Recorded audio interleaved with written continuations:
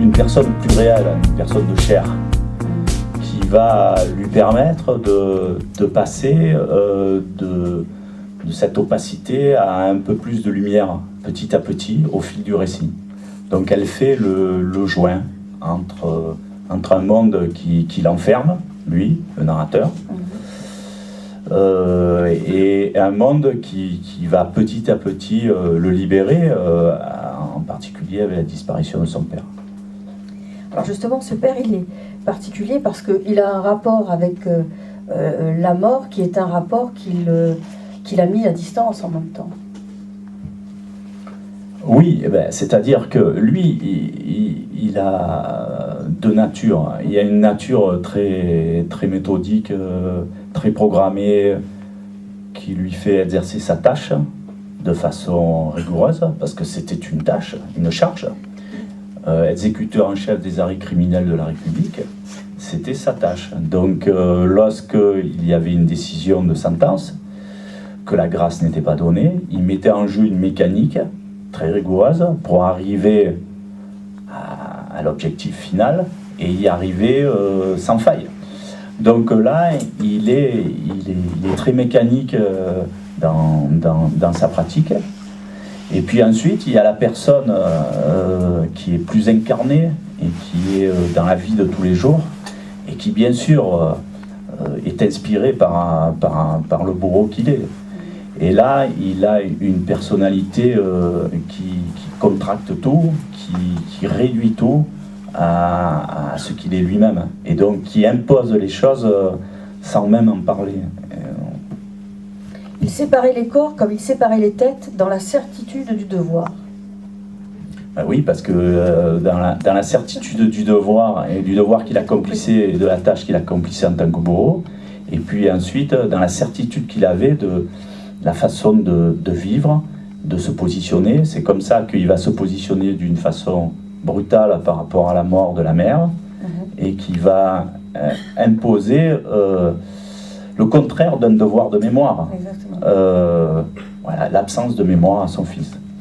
Alors justement, c'est comme vous dites, c'est très méthodique parce qu'il range ses affaires, il revient, il nettoie toujours ses chaussures et il les cire, celles qui lui servent les jours où il doit mettre en pratique la mise à mort.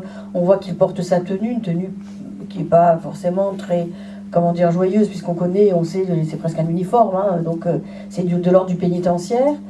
Et en même temps, il y a un paradoxe entre le père qui exécute cette mission.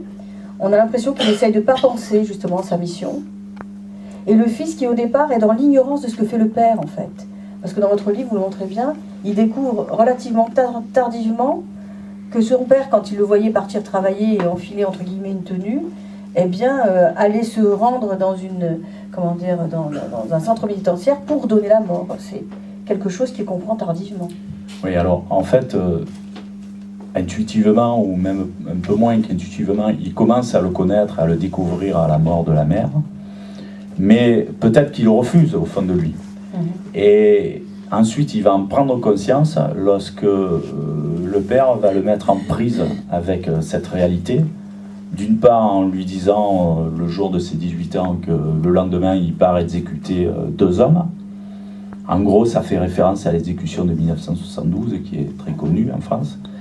Et puis ensuite, quand il va lui proposer de venir assister lors de la dernière exécution, en 1977, au Baumette.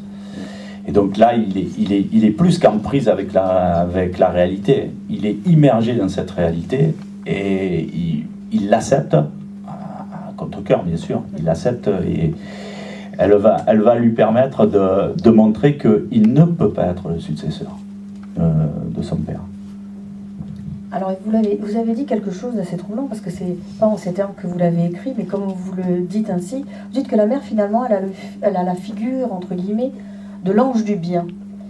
Et donc à un moment donné quand même, même si le roman est noir, parce que le sujet en lui-même est grave, pourquoi avoir placé la figure justement de l'ange?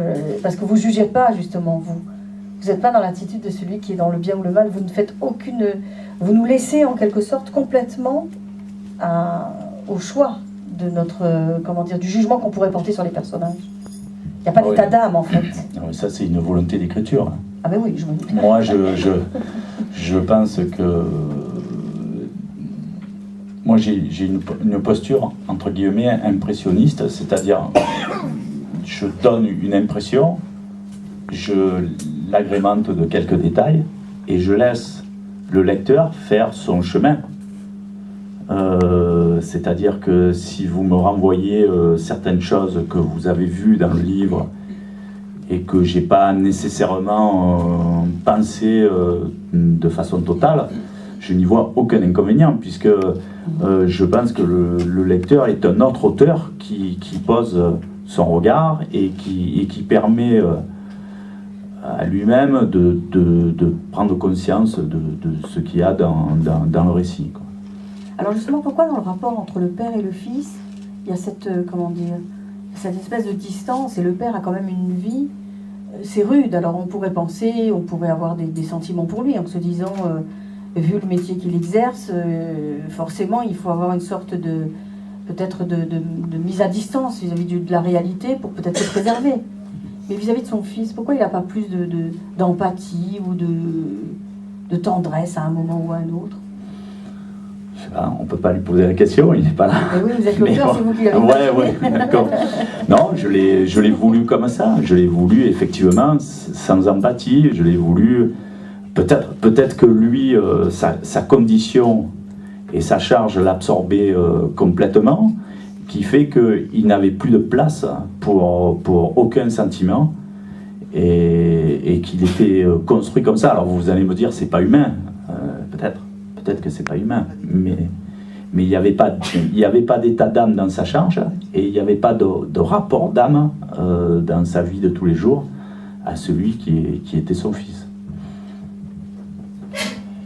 Ça laisse perplexe. Alors, je dis ça laisse perplexe parce que, d'abord, quand on lit votre ouvrage, c'est vrai que c'est lugubre en soi. Et l'ambiance est relativement glauque parce que c'est un père qui a une charge ou un métier qui est quand même pas un métier traditionnel, on va dire. Ça pose des questions, ça interroge.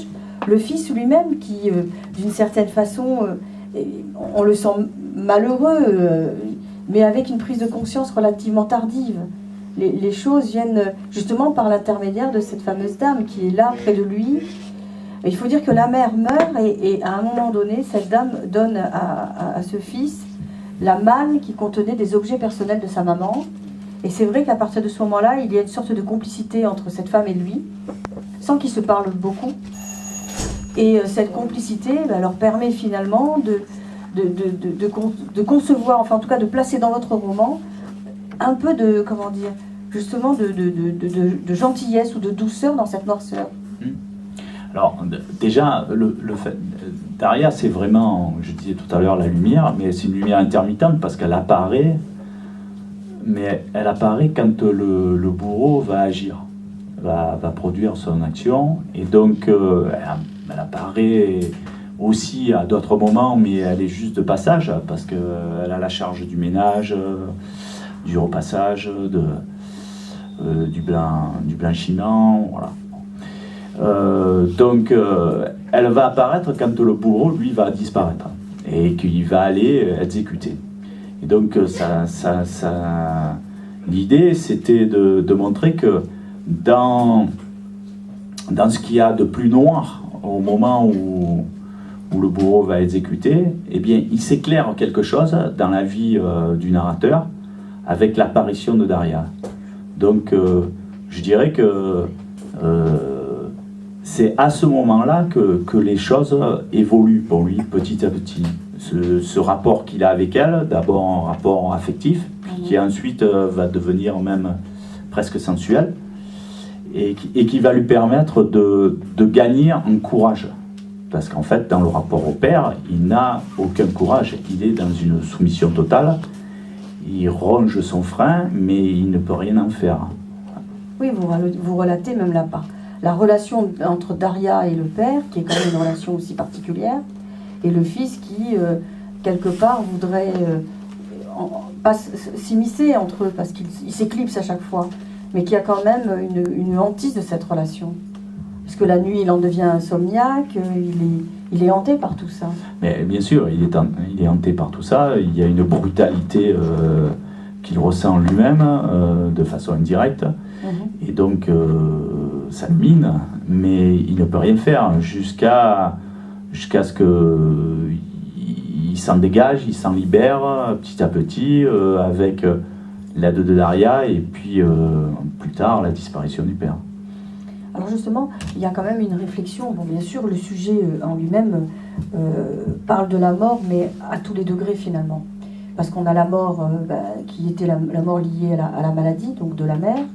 On a la mort donnée comme sanction qui est presque légalisée, puisque c'est une sanction d'État. Alors après, attention, hein, on peut très bien dire que c'est pas normal que l'État puisse mettre en place, par le biais de la justice, ou les arcanes de la justice, on va dire, la mise à mort, et que c'est particulier. C'est pour ça d'ailleurs que la peine de mort a été abolie. Mais malgré tout, il y a une réflexion indirecte, parce que, encore une fois, ce qui est intéressant, c'est que votre livre nous laisse seuls face à l'interprétation, enfin, l'interprétation c'est certain, mais au recul qu'on va vouloir porter sur les personnages. C'est-à-dire qu'il y a une sorte de froideur des personnages, parce que bien évidemment le père, comme on dit, il exécute une mission et une charge qui est très dure. Et en lisant, et à un moment donné, forcément, on a une sorte presque d'empathie pour ce père. Alors que ce qu'il fait, c'est un métier quand même bien particulier. On a une empathie pour cet homme. Parce que le choix, qui n'est peut-être même plus un choix, fait que ça donne de lui une image assez particulière. C'est-à-dire être l'exécutant d'une machine juridique. Et à partir de ce rôle-là, finalement, ne pas penser l'acte en lui-même, mais se donner l'impression que ce que l'on fait est juste puisque ça a été décidé. Et le rapport à ce moment-là à la mort que l'on donne par le biais d'une sanction, vous ne l'analysez pas, mais on est obligé d'y réfléchir indirectement.